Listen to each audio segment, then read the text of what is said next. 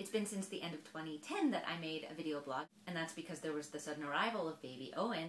But now, Owen is 4 months old, and the babysitter started coming a couple of afternoons a week, and so I'm going back to work part-time, and I'm very excited about doing that. As it happens, this morning I saw a post from Megan Auman over at Crafting an MBA, where she's thrown down the gauntlet for crafty entrepreneurs to use video to promote their business. As it turns out, as this coincides with my week kind of starting back up to working regularly, I was like, well, I was gonna write a blog post about going back to work, but instead I'll write a video blog about it. So, point number 1 of this video blog is that I'm back at work. Now, way before we even knew that Owen existed, I signed a contract to edit a couple of books with Interweave Press, which I'm really excited about because I haven't actually played an editor role on a book before. And so I'm really enjoying working with these couple of authors, and as you know, it takes a long time to produce a book. Because editing works that way, I'll also have some time when I'm not doing anything related to those books, and I'd like to start filling that time. So point number 2. Wait a minute, I think this is still point number 1. Anyway, I'm looking for work.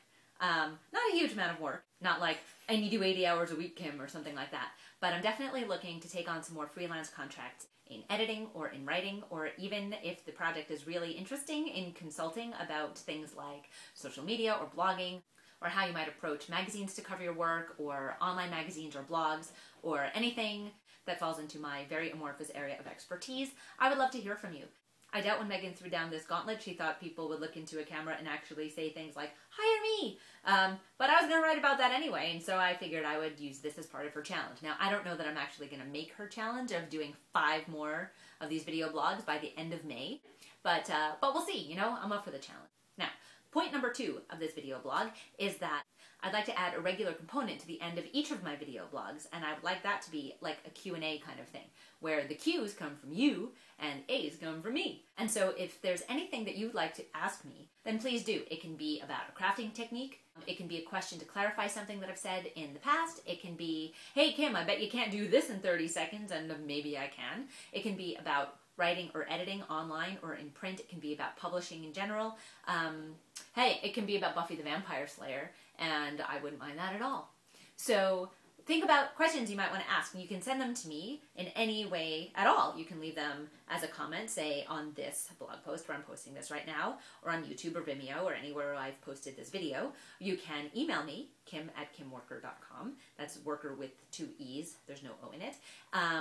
You can find me on Twitter @kpworker, and I'm there. That's actually probably the best way to reach me at any time of day or night.